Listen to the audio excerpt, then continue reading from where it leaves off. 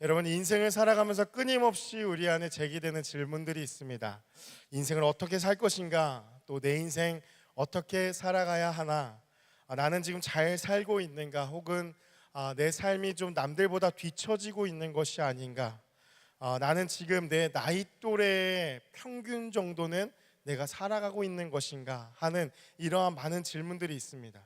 똑같은 시간에 살아가는 또래들과 많이 비교를 하게 되죠. 그래서 그 게으름 때문에 혹시 나의 정보력이 약해서 혹은 내 마음이 조금 너무 뒤처지는 그러한 것들이 있어서 인맥도 약하고 또 남들은 더 많이 벌고 더 소유하고 더 많은 것을 누리는 것 같은데 상대적으로 내가 그런 것들에 좀 떨어져서 평균 이하가 되진 않을까, 혹은 나는 너무 뒤처지고 있는 것이 아닌가라는 이러한 질문들입니다.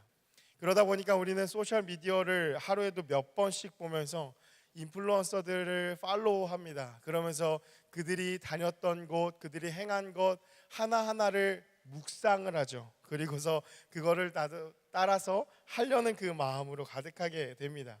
혹은 친구들이나 이제 지인들의 어떤 소셜 미디어나 대화들 가운데에서 내 인생을 그들하고 비교를 합니다. 그래서 때로는 상대적인 박탈감에 빠지기도 하고 때로는 상대적인 우월감에 빠져서 살아갈 때도 있다라는 것이죠.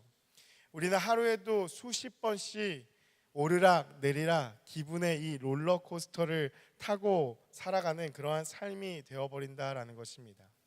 우리의 삶에 가치를 두고 있는 모든 것들을 우리가 잘 살펴보면요, 제일 많이 관심을 갖고 있는, 우리가 찾는 것들은 사실 세상에 많은 것들입니다.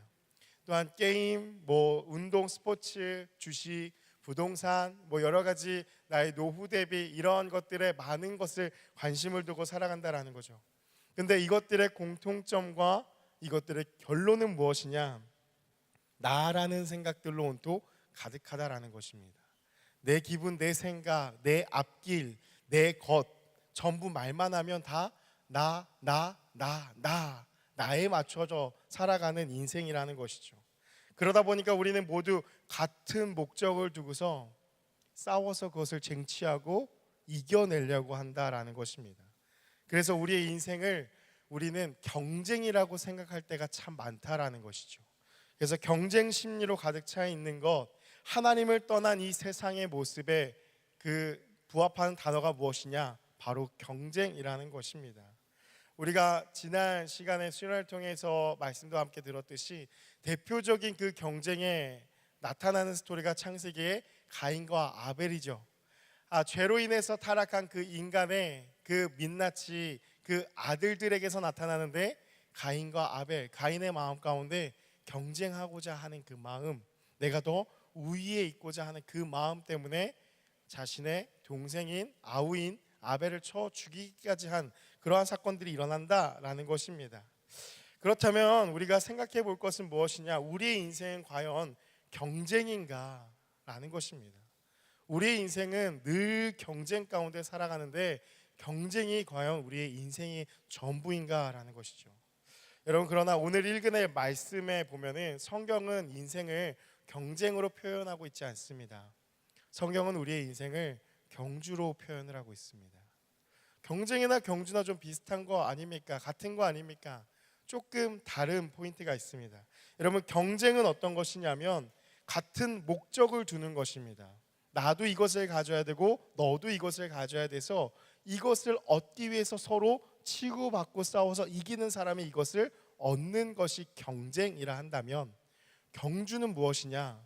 경주는 똑같이 싸울 수는 있습니다. 그러나 각자에게 주어진 그 길, 도달해야 될 그 목표점에 누가 먼저 가느냐, 뒤처지냐, 이런 차이는 있을 수 있지만 어쨌든 끝까지 달려가야 하는 것이 경주라는 것이죠. 그래서 경쟁과 경주는 조금 다릅니다. 일정한 거리를 두고 달려서 도달하는 것, 그것을 경주라고 이야기한다라는 것이죠. 성경은 인생은 경쟁이 아니다, 하나님께서 허락하여 주신 우리의 인생은 경쟁이 아니라 경주라고 이야기를 하고 있는 것입니다. 여러분, 우리의 인생은 누구도 똑같은 삶을 하나님께서 살게 하시지 않았다라는 것이죠. 모든 사람이 한날 한시에 태어나서 한날 한시에 죽지 않습니다. 그렇죠. 누구나 다 태어나는 시간 다 다르고 때가 다르고 상황이 다르고 죽는 시간 또한 때가 다르고 상황이 다 다른 것이 우리의 인생입니다.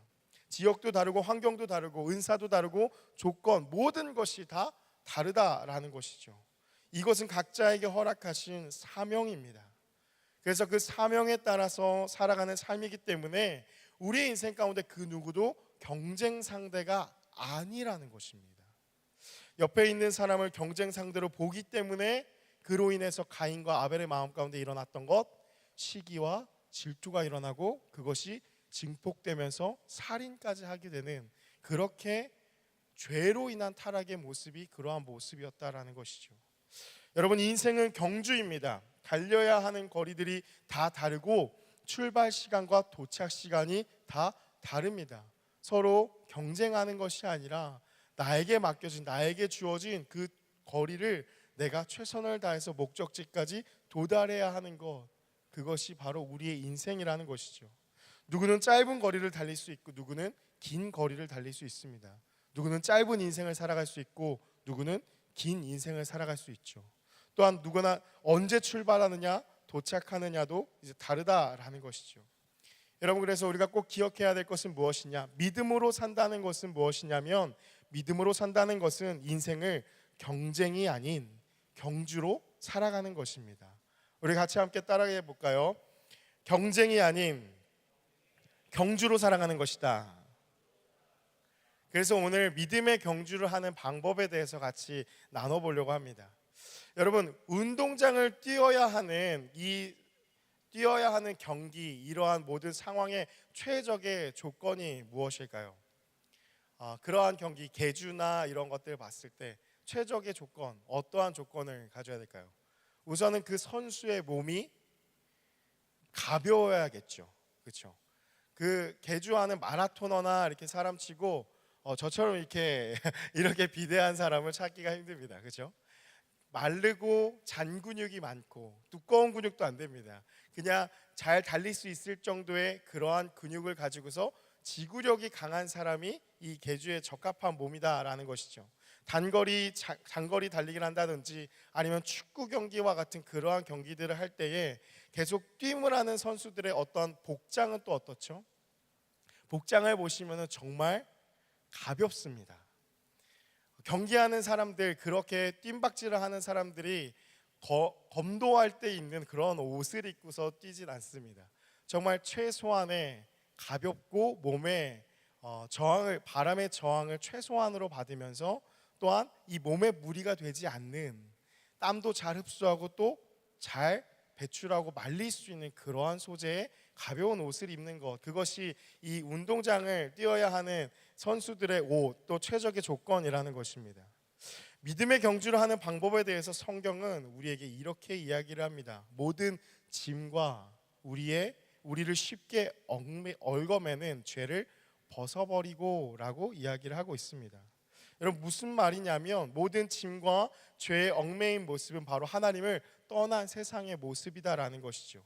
우리의 모습은 어떠한 모습으로 살아가느냐? 모든 짐을 가지고 살아가는 모습이라는 것입니다. 어떠한 모습이냐? 늘 미래에 대한 불안과 염려로 가득합니다.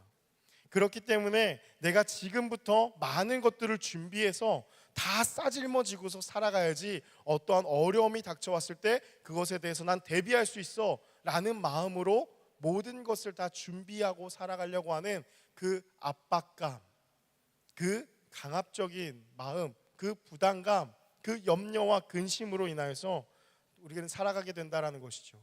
여러분, 대표적인 예가 무엇입니까? 그것이 보험이지 않습니까? 연금이지 않습니까?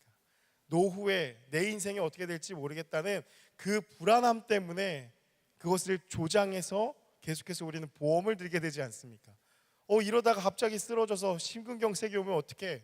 이러다가 암이 발생하면 어떡해? 그런 마음으로 우리는 계속해서 불안감을 어떻게든 준비하고 채우려고 한다라는 것이죠. 무거운 짐을 가지고 살아간다라는 것입니다. 또한 초점이 어디에 맞춰져 있는가? 어제 프로그램 중에 가치 경매라는 걸 같이 했었죠. 어떠한 가치를 내가 살 것인가를 여러 가지 나열해 두고서 구매를 하는 시간을 가졌습니다. 여러분, 여러분에게 있어서 반드시 있어야 할 가치가 무엇이었습니까? 잠깐 어제 이제 한 그룹에서 이야기를 하는 거는 워라밸과 연애만 있으면 된다. 그래서 일찍 퇴근하고 연애하면은 그게 제일 행복한 삶 아니냐. 그래서 그거를 구매했다는 이야기를 잠깐 들었습니다.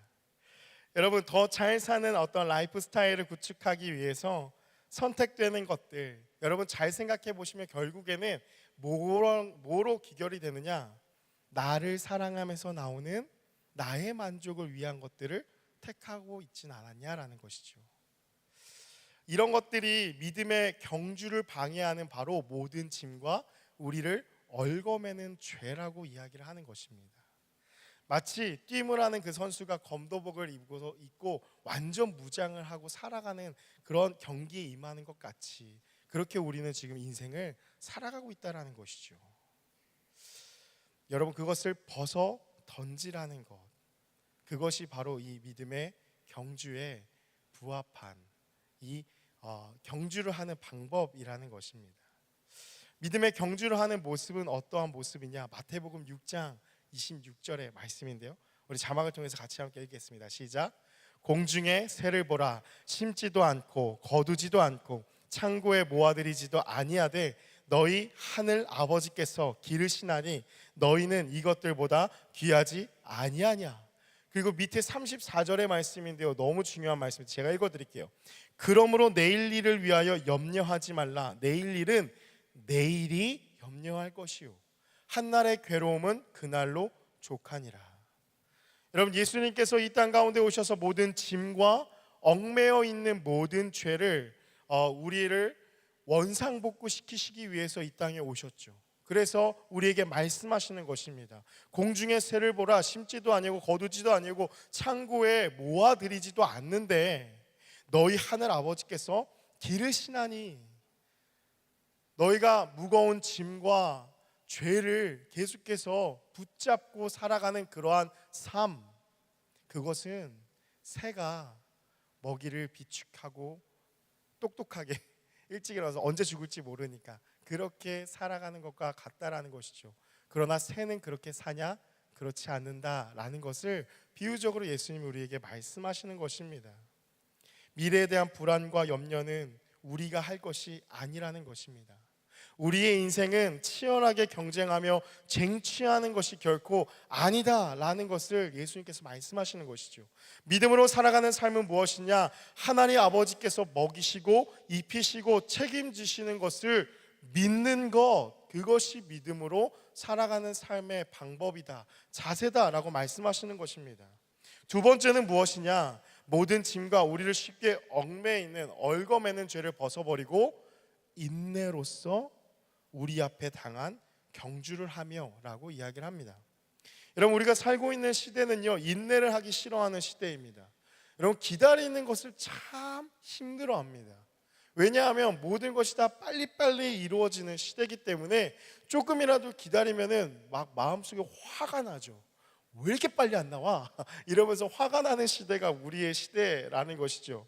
인간이 더 편리하게 어떻게 하면 살아갈 수 있을까만을 연구하고 계속 추구하는 시대이기 때문이에요. 그러다 보니 조금이라도 인내를 요구하는 것을 견디지 못하고 어떤 결과값이 빨리빨리 도출되어야지만 이 마음이 후련하죠. 조금이라도 지연되고 막연한 것을 싫어합니다. 힘들어합니다. 조금 더 이러한 모습에 대해서 자세히 얘기하면, 정확히 얘기하면, 내가 예상한 대로, 내 눈앞에 그려진 대로 그대로 결과값이 도출되지 아니하면 힘들어하는 것이죠. 내가 생각한 대로 인생은 그렇게 가야 돼 라는 것이 현대를 살아가고 있는 우리의 많은 정서라는 것입니다. 여러분, 이러한 모습이 우리가 익숙해져 버린 바로 세상의 순리대로 살아가는 모습이라는 것이죠. 그러나 믿음으로 산다는 것은 무엇이냐? 바로 그리 아니할지라도의 그 불안함을 견디는 것, 그것이 바로 믿음으로 살아가는 삶이라는 것입니다. 여러분, 인내라는 단어, 여기서 쓴 인내라는 단어를 살펴보면요, 휘포모네라는 단어예요. 어떤 뜻이냐? 아래, 밑에라는 것을 뜻하는 휘포라는 단어랑 남다, 머물다라는 말을 뜻하는 메노라는 단어가 합쳐진 거예요. 휘포모네. 그럼 뭐예요? 아래 머무는 것이죠. 그냥 직설적으로 표현하면 어떠한 뜻이냐? 흔들리거나 떠나지 않고 확고부동하게 남아있는 것을 말하는 것입니다. 흔들리지 않는 거예요. 마음대로 떠나지도 않는 것이죠. 확고부동하게 그 자리를 지키고 남아있는 것이죠. 무엇 아래? 하나님의 뜻, 계획 아래, 주님이 인도하심에 그 반응하고 순종하는 삶 아래로 순종하는 것이죠. 그래서 믿음으로 살아간다는 것은 하나님께서 말씀하시는 대로 나의 환경과 상황에 내가 흔들리거나 내 생각과 내 기분과 내 마음대로 떠나버리는 것이 아니라 확고부동하게 그 자리를 지키고 남아있는 것, 견디는 것입니다. 언제까지? 주님이 말씀하실 때까지죠. 여러분, 제가 군대에 있으면서 한 가지 잊혀지지 않는 장면이 있었는데요. 여러분, 군대에 있을 때 육체적으로 제일 힘든 것이 있다면 체력 단련의 시간이었습니다.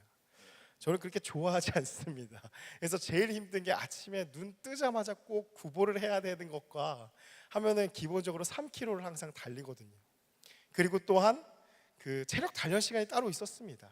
일과가 이제 마칠 때쯤 되면은 꼭 환복해라 라는 얘기가 들리고 이제 운동복으로 갈아입고 나가서 체력 단련하는데 그때도 역시 뜀박질을 해야 되는, 하필이면 제가 있을 그때에 이 국방부 장관의 지침이 강한 군대를 만들어야 된다라는 이러한 지침이 내려와서 맨날 뜀박질하고 푸시업하고 윗몸 일으키기 하고, 그래서 그때 사실 조금 만들어져 있는 이 근육 때문에 지금 제가 버틸 수 있는, 이 안에는 다 들어가 있는 네, 그러나 보이지 않는, 그래서 그러한 이 체력 단련의 시간을 보내게 되었는데요.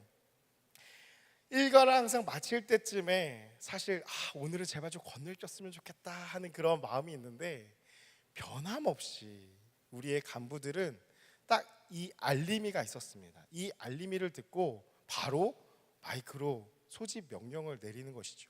무엇이었느냐? 늘 항상 정해진 그 시간이 되면은 담벼락 너머로 이 소리가 들립니다. 수색, 수색, 수색대, 수색. 수색대들이에요. 수색대들이 제일 그 군대 안에서 강인한 체력과, 왜냐하면 수색대들의 임무가 싸움이 이제 전쟁이 일어났을 때 헬기 타고서 바로 적진으로 들어가서 그 우두머리 목 따는 게 이제 그 임무거든요. 그러니까 맨날 체력 단련하고 걔네는 몸이 엄청 좋아요. 몸짱들이에요 다. 그 여름에 한겨울에 항상 이렇게 우통을 벗고 젊은 그 몸 좋은 남자들이 xuất 이러면서 막 달려가는 거예요. 이 소리가 정말 듣기 싫더라고요. 왜냐면 그 소리를 듣고 꼭 간부들이 이 얘기를 해요. 자, 한복해라. 체력 단련하자. 집합하자. 너무 싫은 거죠. 제가 나온 그 부대는 여러분 그 가수 김태우 씨 아시죠? 그분이 이제 수색대 근무하셨던 그 수색대 그 부대 나왔는데 맨날 그렇게 뛰어다녀요. 열심히. 비가 오나 눈이 오나 바람이 부나 햇볕이 내리쬐나 요즘 같은 폭염의 날씨에도 절대 그런 거 없어요. 그냥 강인한 체력을 만들기 위해서 늘 뛰어다녀요. 그렇게. 그래서 귀에 못이 박히게 듣는 얘기가 수색, 수색, 아직도 귀에 맴돌아요. 그래서 막 자기들 구호하면서 막 박수치고 막 난리가 납니다. 그러한 수색대라는 자부심, 품위를 지키면서 늘 항상 누가 들어도 수색대구나, 쟤네 진짜 강하겠구나 라는 생각이 들 정도로 그 존재감을 드러내는 애들이 수색이에요. 수색대 애들이에요. 그런데 그러한 모습을 보면서 우리가 어떠한 것을 생각하게 되었느냐, 여러분, 바로 인내로 견딘다라는 것이 바로 이 수색대 훈련과 같구나라는 생각을 해보았습니다. 사랑하는 여러분, 인내로서 우리 앞에 당한 경주를 하는 모습이 바로 이와 같다라는 것이죠. 비가 오나 눈이 오나 바람이 부나 햇볕이 내렸지나 늘 항상 변함없이 계속해서 외치는 거예요. 수색 이러면서 계속 외치며 다니는 것. 여러분, 내가 주어진 삶을 그렇게 살아가는 것, 변함없이 살아가는 것, 바로 믿음으로 살아가는 삶의 모습이 바로 그러한 모습이라는 것이죠. 여러분, 군대는 존버가 답이죠. 그거밖에 답이 없습니다. 아무리 많은 강구책을 찾아도 없습니다. 그냥 저스트 존버예요. 믿음으로 살아가는 삶도 마찬가지입니다. 여러분, 존버입니다. 늘 오해하지 말라고 했잖아요. 자꾸 욕 생각하지 마시고 존귀하게 버티는 거예요. 그 수색대 애들이 자부심을 가지고 계속해서 자기를 단련하면서 그렇게 외치고 자부심과 품위를 계속해서 지켜나가듯이 우리의 믿음의 삶도 어떻게 살아가야 되냐? 존귀하게 버티는 것이죠. 믿음으로 살아가는 삶은 찌질하고 처절하게 어쩔 수 없이 마지못해서 간신히 버티는 그런 인내가 아니라 존귀하게 버티는 것입니다. 비가 오나 바람이 부나 눈이 오나 계속해서 뛰는 삶, 그것이 바로 믿음으로 살아가는 삶이라는 것이죠. 하나님이 말씀하실 때까지 움직이지 않는 것이죠. 하나님이 명령하실 때까지 계속해서 그 자리를 지키는 삶, 흔들리거나 이리저리 휘둘리지 않는 것, 그것이 바로 믿음의 삶이라는 것입니다. 여러분, 근데 이 믿음의 삶에 우리가 오해하지 말아야 될 것이 있다면, 여러분, 그 수색대의 특징이 무엇이냐면 아무것도 하지 않으면서 그냥 가만히 있는 것 아니었다라는 거예요. 눈이 오나 비가 오나 바람이 부나 햇볕이 내렸지나 계속해서 자기가 맡은 일, 해야 될 일, 그 자리에 늘 있었다라는 것이죠. 제가 그래서 싫어했다고 말했잖아요. 알림이었다니까요. 걔네는 늘 항상 정해진 시간에 그렇게 뛰어요. 바로 믿음의 삶도 이와 같다라는 것입니다. 수동적으로 참고 견디는 것이 아니라 세상이 말하는 순리대로 살아가는 것이 아니라 그것을 거스르는 인생이라는 것이죠. 적극적으로 뚫고 나아가는 인생, 그것이 바로 믿음으로 살아가는 삶입니다. 그 정신이라는 거예요. 지난주에 야고보를 통해서 우리가 보았잖아요. 하나님께 복종하라, 그리하면 마귀가 너희를 피하리라. 하나님께 복종하는 것이죠. 그냥 가만히 있으면 너희 아버지께서 먹이고 입히시니 그럼 난 가만히 있으면 되겠네, 이게 아니라 적극적으로 나에게 맡겨주신 그 삶을 계속해서 살아갈 때에, 복종할 때에 마귀가 피한다라는 것이죠. 마지막으로 세 번째는 무엇이냐? 2절의 말씀인데요. 경주한 자의 특징을 보면요, 어떠한 특징이 있죠? 막 달리기 하는 선수들의 특징 잘 생각해 보시면, 여러분, 달리기 하는 사람들이 땅을 보지 않습니다. 달리기 하는 사람들이 옆을 바라보고 뛰지 않습니다. 뒤 돌아보지도 않습니다. 경주하는 자의 특징은 무엇이냐? 정면을 의식한다라는 것입니다. 경주하는 자의 특징은 내가 가야 할 목적지만을 계속해서 시선을 고정해서 뛰어가는 것이 특징이라는 것이죠. 그래서 정확하게 시선을 고정하고 호흡을 조절하면서 내 페이스대로 계속해서 최선의 노력을 다하면서 달리는 것, 그것이 바로 경주자의 자세라는 것입니다. 그래서 2절과 3절의 말씀에 나타나 있는데요, 좀 더 자세한 원문 번역을 가져왔습니다. 우리 같이 함께 읽어보겠습니다. 시작.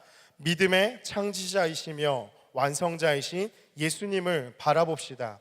그분께서는 자기 앞에 놓인 기쁨 때문에 부끄러움도 상관하지 않으시고 십자가를 참으셨습니다. 그리하여 하나님 보좌 오른편에 앉으셨습니다. 3절의 말씀인데요, 같이 읽을게요. 여러분은 죄인들이 자기에 대해 이렇게 대적한 것을 참아내신 분을 생각하십시오. 그러면 지쳐서 낙심하는 일이 없게 될 것입니다. 아멘. 여러분, 예수님은 어떠한 삶을 살아가셨냐? 부끄러움을 상관하지 않으시고 십자가를 참으셨습니다. 그렇게 인내하시면서 분명한 목적지를 바라보고 살아가신 분이 예수님이라는 거예요. 사단이 바로 유혹을 했잖아요. 사단이 바로 시험을 했잖아요. 예수님이 하신 태도가 뭐였죠? 야, 사단 너 꺼져. 바로 말씀으로 대적하셨죠. 그것이 예수님의 자세였어요. 사단에게 귀를 기울이면서 곁눈질 하셨나요? 아니었어요. 계속해서 내가 가야 할 그 목적지만을 바라보면서 예수님은 흔들리지 않고 걸어가셨다라는 것이죠. 마찬가지로 믿음으로 살아가는 우리의 삶은 무슨 삶이냐? 바로 그 예수를 바라보면서 정확한 목적지를 바라보고 살아가는 삶이 바로 믿음으로 살아가는 삶이라는 것입니다. 예수님께 우리의 시선을 고정하는 것입니다. 곁눈질하지도 않고 땅을 바라보지도 않고 뒤를 돌아보지도 않고 계속해서 예수님을 바라보며 호흡을 조절하고 최선을 다해서 목적지까지 달려가는 것, 그것이 믿음으로 살아가는 삶이라는 것입니다. 사랑하는 여러분, 이러한 삶을 살아갈 때에 세상과 다른 삶이기 때문에 우리는 첫 발을 내디디기가 정말 힘듭니다. 어렵습니다. 때로는 이렇게 교회를 다니면서 살아가는 모습이 이해가 되지 않는 삶이기 때문에 소중하게 생각했던 세상의 많은 것들과 우리는 멀어질 수도 있는 이러한 위험을 감수해야 되는 그러한 삶이 믿음으로 살아가는 삶입니다. 그로 인해서 때로는 우리 안에 외로움이 찾아올 수 있습니다. 믿음의 삶은 고독하거든요.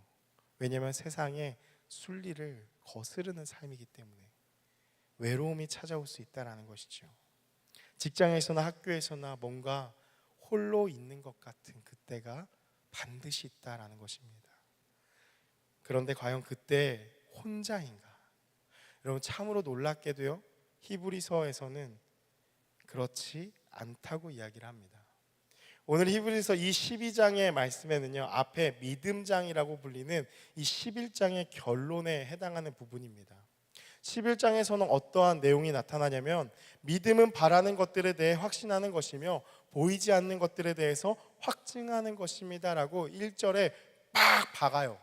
그리고서 그렇게 살아간 삶에 대해서 믿음의 선진들의, 이 선배들의 이름이 쫙 나열을 됩니다. 뭐라고 얘기했냐? 믿음으로 아벨은, 믿음으로 에녹은, 믿음으로 노아는, 아브라함은, 사라는, 이삭은, 야곱은, 요셉은, 모세는, 이스라엘 백성들은, 창녀 라합은, 기드온, 바락, 삼손, 입다, 다윗, 사무엘 등 이 사람들은 믿음으로 어떠한 삶을 살았는가? 결론 부분에 해당하는데요, 33절부터 38절까지의 말씀인데 우리 좀 길지만 한번 같이 집중해서 어떠한 삶을 살아갔는지를 한번 읽어보기 원합니다. 시작. 그들은 믿음으로 나라들을 이기기도 하며 의를 행하기도 하며 약속을 받기도 하며 사자들의 입을 막기도 하며 불의 세력을 멸하기도 하며 칼날을 피하기도 하며 연약한 가운데서 강하게 되기도 하며 전쟁에 용감하게 되어 이방 사람들의 진을 물리치기도 하며 여자들은 자기의 죽은 자들을 부활로 받아들이기도 하며 또 어떤 이들은 더 좋은 부활을 얻고자 하여 심한 고문을 받되 구차히 풀려나기를 원하지 아니하였으며 또 어떤 이들은 조롱과 채찍질 뿐 아니라 결박과 옥에 갇히는 시련도 받았으며 돌로 치는 것과 토부를 켜는 것과 시험과 칼로 죽임을 당하고 양과 염소의 가죽을 입고 유리하여 궁핍과 환난과 학대를 받았으니 38절 말씀, 이런 사람은 세상이 감당하지 못하느니라. 그들이 광야와 산과 동굴과 토굴에 유리하였느니라. 아멘. 여러분, 어떤 자들입니까? 믿음으로 살아가는 자들은 세상이 감당하지 못하는 거예요. 왜 그렇습니까? 세상에 가치를 두지 않기 때문에.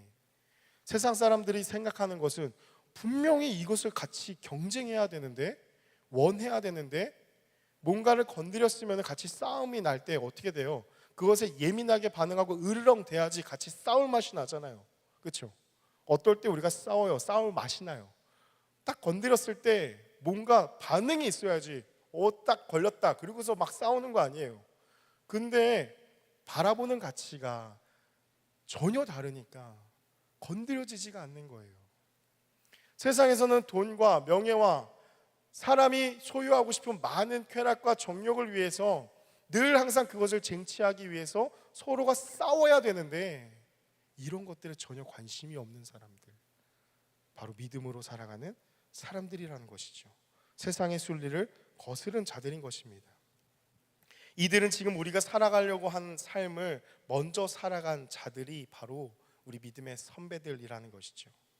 이들의 이야기를 나열하면서 영웅시하려고 과연 이 11장을 써놨을까요? 그럼 우리는 이걸 보면 와, 대단하네, 나랑 좀 무관한 얘기야, 이렇게 바라보려고 이거를 써놨을까요? 여러분, 그렇지 않죠. 히브리서 12장 1절 말씀 우리 같이 함께 읽어보겠습니다. 시작. 그러므로 이렇게 많은 증인들이 우리를 구름처럼 둘러싸고 있으므로 우리도 모든 짐과 우리를 쉽게 얽어매는 죄를 벗어버리고 우리가 달려가도록 준비된 그 길을 참을성 있게 달려갑시다. 여러분, 이렇게 말을 하고 있는 거예요. 믿음의 선배들이, 먼저 하늘나라에 간 증인들이 우리를 구름처럼 둘러싸고 있으므로 지금 우리의 눈에는 보이지 않지만, 우리의 눈에는 빈자리가 보이는 이 예배실이지만, 믿음의 눈을 들어서 봤을 때는 이 자리 가운데 우리의 믿음의 선배들이 가득한 거예요. 우리를 바라보면서 응원하고 있는 것이죠. 매일 학교에서, 직장에서, 친구들과의 만남 속에서 때로는 내가 혼자 있을 것 같은 그 외로운 그때에 우리의 믿음의 눈을 들었을 때 보이는 것은 구름같이 허다한 증인들이 우리를 둘러싸고 우리를 응원하고 있는 것입니다. 파이팅을 외치고 있는 것이죠. 여러분, 요즘에 최근에 저희 아들이 축구에 관심을 좀 갖게 되었어요. 빠지게 되었어요. 그래가지고 뭐 축구 경기도 보고 축구장을 이렇게 몇 번 갔었어요. 여러분, 축구장이나 야구장이나 스포츠 경기장 가보신 적 있으세요? 한 번쯤 가보신 적 있으시죠? 혹시 없으시면 한번 추천을 드립니다. 가면요, 어떠한 풍경이 펼쳐지나 서로 막 싸우잖아요, 그렇죠? 그러다 보니까 상대편과 우리 편이 나눠지죠. 그럼 거기에는 꼭 스포츠가 있기 위해서는 선수들만 있는 게 중요한 게 아니라 팬들이 있어야죠. 그래서 응원하는 사람들이 있어요. 그러면 양쪽에서 응원을 정말 죽어라 합니다. 그래서 아들이 그러한 관심을 가져서 저희도 상암 월드컵 경기장에 좀 몇 번 갔었어요. 그런데 가서 제가 참 마음에 은혜가 되는, 정말 은혜를 많이 받았어요. 어디서 은혜를 받았냐? 이제 그 레프리가 휘슬을 확 불어요. 그러면 이제 축구 경기가 시작되어지죠. 그러면은 폭죽이 빵 터집니다. 완전 웅장하게. 그래서 그 홈팀 이제 FC 서울이거든요. 그 홈팀에서 이제 응원을 시작하는데, 경기가 시작할 때 항상 하는 응원이 있어요. 응원의 이름이 사자후예요. 음이 따로 있는 게 아니에요. 박자만 맞추고서 사자후, 정말 사자가 표하듯이 막 외치는 것이죠. 근데 제가 이거를 듣고서 소름이 돋았어요. 마음이 비장해지기 시작하더라고요. 울컥하고요. 너무 은혜가 됐어요. 왜요? 뭐라고 얘기하냐면, 팜파밤파밤 모두 일어나 크게 외쳐라 그러면서 그 관중이, 수만 명의 관중이 한 목소리로 외치기 시작하는데요. 뭐라고 하느냐? 서울이 왔다 하는 거예요. 서울이 왔다고 하는 거예요. 그 팀이 서울이니까 우리가 왔다고. 그러면서 상대방 뭐 대전, 뭐 제주, 뭐 이렇게 수원 이렇게 경기하잖아요. 제주 나가라 그러면서 서울이 왔다 이러는 거예요. 그거를 듣는데요, 몇만 명이 정말 다른 거 없어요. 그냥 북으로 빰빠밤빠밤 서울이 왔다 이러면서 외치는데 소름이 돋는 거예요. 그 경기장을 떠나갈 정도로. 왜 은혜가 되었느냐? 여러분, 우리의 인생 가운데도 구름같이 허다하게 둘러싼 그 믿음의 선배들이 우리를 바라보면서 응원하는 것입니다. 우리가 혼자 있을 것 같은 그때에 외치는 거예요. 우리가 왔다. 힘내라. 영빈아, 우리가 왔다. 옆에 있는 저도 막 마음이 비장해지는데 필드에 뛰고 있는 그 선수들의 마음은 어떻겠어요? 늘 항상 듣는 거지만, 그러나 다시 한번 힘을 얻는 것이죠. 사랑하는 여러분, 믿음으로 살아가는 삶은 결코 혼자가 아닙니다. 믿음의 눈을 들었을 때 구름같이 허다한 증인들이 응원하고 있다라는 거예요. 우리가 왔다. 넌 혼자가 아니다. 우리가 왔다. 함께 응원하고 기도하고 중보하고, 때론 넘어질 수 있죠. 축구 경기하면 많이 부딪히고 넘어지잖아요. 막 응원해 주는 거예요. 누가 막 넘어졌어요. 그러면 그 선수 이름을 부르면서 막 응원을 해요. 일어나라고 할 수 있다고. 구름같이 허다한 증인들이 우리를 향해서 그렇게 외치고 있는 것입니다. 여러분, 우리에게는 함께 믿음의 길을 가는 앞뒤 좌우에 있는 믿음의 눈에 보이는 동역자들이 있습니다.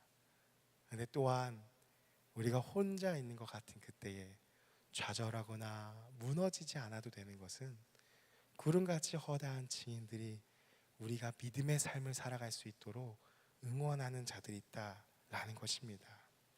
사랑하는 여러분, 말씀을 마무리합니다. 믿음의 삶은 뻔히 보이고 내가 생각할 수 있는 길을 걸어가는 것이 아닙니다. 여러분, 목적지만 주어지는 것이 믿음의 삶이죠. 어디죠? 목적지는 하늘나라예요. 하나님 나라예요. 그것이 우리의 목적지예요. 그리고 나서 언제 가야 될지, 어디로 가야 할지, 이것은 서치라이트를 쫙 비춰서 길이 여기 있구나 하고 걸어가면 좋겠지만 그러지 않아요. 한 걸음 한 걸음씩, 이번 주 암송 구절과 같이 주의 말씀은 내 발의 등이요 내 길에 빛이니이다 말씀과 같이 한 걸음 한 걸음씩 걸어가는 것, 그것이 믿음의 삶입니다. 그저 가라 하시는 대로, 명령하시는 대로 걸어가는 삶이 바로 믿음의 삶이라는 거예요. 오전에 교사 성김 안 하는 우리 청년들과 함께 아브라함의 믿음을 다룬 하나님의 마음이라는 영화를 보고 왔어요. 아브라함의 모습을 보면서 얼마나 은혜가 되던지요. 보이지 않아요. 근데 걸어가는 거예요. 가라 하시는 대로 걸어가는 것이죠. 때로는 하나님의 음성도 들리지 않아요. 땡깡 피우고 하나님 앞에 울부짖으면서 기도하고 외쳐봐도 그 소리가 들리지 않는 거예요. 우리의 믿음의 삶을 살아갈 때 때로는 혼자 있는 것 같고 정말 에너지가 다 소비되는 것 같고 내가 이래도 되나, 이렇게 정말 살아가도 되나라는 어떤 회의감이 들 때도 있고 많은 생각들, 만감이 교차하는 거예요. 아브라함의 이 심정을 너무 잘 표현했더라고요. 하나님이 약속하셨는데 그 약속대로 나는 살아가는 게 맞는데 하루에도 몇 번씩 계속해서 되뇌이게 되는 질문들, 이 길이 맞나? 이게 정말 하나님의 길일까? 정말 이대로 살아가도 괜찮은 걸까? 끊임없이 되뇌이게 되는 질문들인 거죠. 이것과의 싸움인 거예요. 약속을 믿고 신뢰하고 그럼에도 계속해서 나아가는 그 아브라함의 모습을 그렸거든요. 그 영화에서 너무 은혜가 되더라고요. 믿음으로 산다라는 것은 다 괜찮아, 흔들리지 않아, 난 이제 딱 됐으니까 이렇게 가는 거야. 여러분, 결코 그게 아니었어요. 어떠한 삶이냐? 흔들려요. 늘 흔들려요. 늘 무너져요. 근데 약속의 말씀이 있으니까 다시 한번 일어나서 그 말씀 붙잡는 거예요. 다시 한번 일어나서 그거 한번 해보자고 하려는 거예요.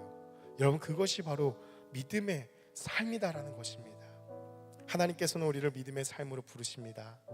믿음의 선진들이 이 삶을 살아갔었던, 있었던 그 이유, 그리고 오늘날 우리도 이 삶을 담대하게 살아갈 수 있는 이유는 무엇이냐면 바로 이 삶은 나를 위한 삶이 아니기 때문이에요. 주님을 위한 삶이기 때문에 맡길 수 있고 담대할 수 있고 내 눈에 보이지 않고 내 생각대로 되지 않고 내가 계획한 대로 되지 않는다 할지라도 신뢰하며 걸어갈 수 있는 것, 그것이 바로 믿음의 삶입니다. 세상의 순리에 역행하면서 믿음으로 살아가는 삶에 여러분, 때로는 두려움과 의심이 몰려올 것입니다. 답답함도 있을 것입니다. 내 생각대로 계획해서 막 헤쳐나가는 삶이 아니기 때문에 때에 따라 도우시는 하나님의 은혜를 구하면서 정말 한 걸음 한 걸음씩 걸어가는 길이기 때문에 제대로 가고 있는 것인지 괜찮은 것인지 끊임없는 질문들이 우리 가운데 넘쳐날 것입니다. 때로는 당면한 시련과 고통 가운데 포기하고 싶어질 때도 있을 것입니다. 여러분, 제 마음 가운데는 없을까요? 몇 번이고 포기해야 되나? 몇 번이고 그만해야 되나? 될 수 있을까? 늘 찾아옵니다. 그러나 약속의 말씀이 있기 때문에 걸어가는 것이죠. 사랑하는 여러분, 이 길이 맞는 길입니다. 포기하지 마십시오. 오직 예수, 이 길뿐입니다. 믿음의 삶은 결코 후회하지 않는 삶입니다. 우리 주님이 맡겨주신 이 믿음의 길을, 우리의 인생을 함께 믿음의 경주를 끝까지 완주하는 그러한 삶을 살아가기 원합니다. 우리 이 시간에 그 자리에 일어나서 우리 함께 이 찬양의 고백을 드리고 함께 기도하기 원하는데요. 우리의 믿음의 고백을 하나님 앞에 드리며 우리 오늘 예배 마무리하면 좋을 것 같습니다. 내게 허락하신 시련을 통해 나의 믿음 더욱 강하게 자라나요.